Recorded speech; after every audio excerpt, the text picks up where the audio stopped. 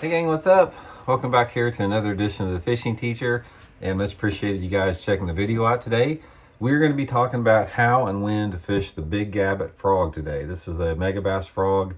We're getting into frog season right now, so I'm going to give you guys some tips and advice on how to catch them on that. And also guys, if you're interested in any of these, I'll put the Baitworks link in the description. You guys can get you through there. And also please check out becoming a channel member here on the Fishing Teacher. All you have to do is when the Fishing Teacher homepage comes up, there's a little button you can push that says join there.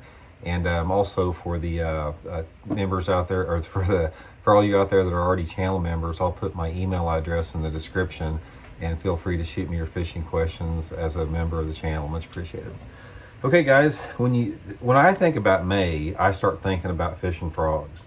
It just seems like when those fish start to get more in the post-spawn mode, they're right now a lot of the fish across the country are sort of winding up with their spawning. They're still spawning, but they're starting to wind down with a little bit, and they're starting to make this cyclical transition into the post-spawn late spring, early summer phase. And when they get into that, guys, there's almost like a nothing better than a frog. This is the Megabass big Gabot, which is one of my favorite frogs. And I'm going to tell you a little bit about the frog, how to fish it, and then we're going to talk about the areas. Now, first of all, since this channel is geared towards starting out, if you're not familiar with the frog, this is a topwater lure. This is a frog imitating lure. It's designed to stay on the water, on the top of the water, and it's designed to work across the water just like a frog.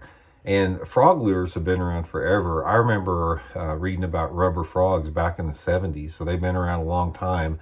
But there's been a lot of improvements as far as the realistic, look how real this thing looks. The consistency, the plastic, the hooks, and the skirt materials on it here. They used to just have like hard rubber legs on them before they came up with the skirt.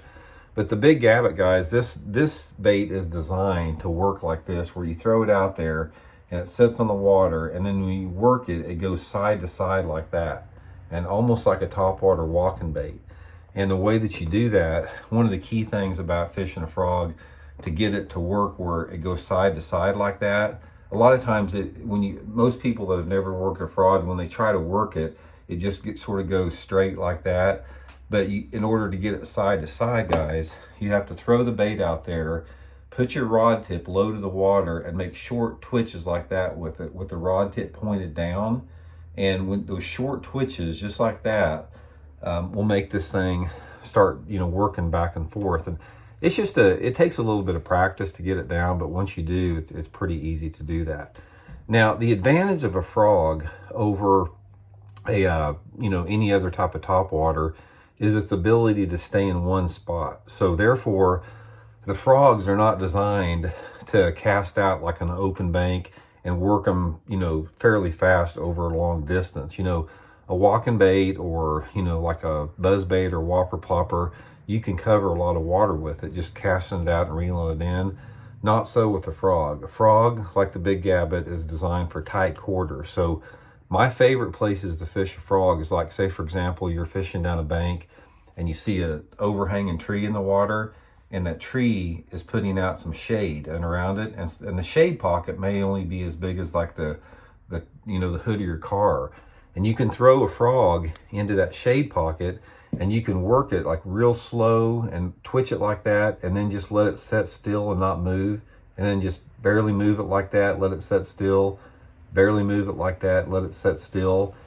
And you can take forever to cover an area that's like 2 foot long. And that's the advantage of it, is that when those fish are in shallow water, and most of the time your frog fishing is going to be best in less than 2 foot of water, it gives the fish a chance to come a long distance and to study this bait.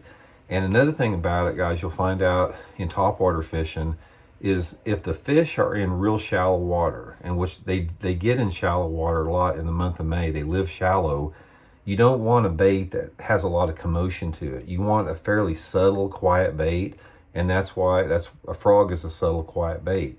A couple different reasons why it works so good is there's a lot of bass fry that live in shallow water in May and June. There's a lot of perch that start to get shallow because the perch spawn. Crawdads are shallow. The shad are spawning. So you have a lot of forage fish that are in very shallow water in the month of May, and that's why the frog is so effective. Now, a couple different things you want to do on this thing is a lot of times I'll take the skirt. See, this is a traditional skirt. I'll take the skirt and I'll trim it back a little bit, about like that, to make it a little shorter. And once you trim it back, it makes it easier to work side by side, and you get less short strikes. And sometimes I'll take the hook here and I'll bend it out just a little bit, and it seems like it hooks the fish better. I fish it on braided line all the time. So I'm fishing it like on 30 to 40 pound test, Seagar Smackdown braid, and a fairly stiff rod like that Megabass Perfect pitch. So anyway, guys, best thing with frogs, and oh, real quick, colors. There's a lot of different colors that work good. I'm not real picky on color. I usually like some type of a perch pattern like this, or a black one, or some type of a white is my favorite. You can't go wrong, guys. Just get in the coves, get in shallow water, throw this thing around shady areas and around cover in the water, and it'll catch you some really good fish in the month of May and June specifically. So anyway, guys, hope it helps out. We'll see y'all later.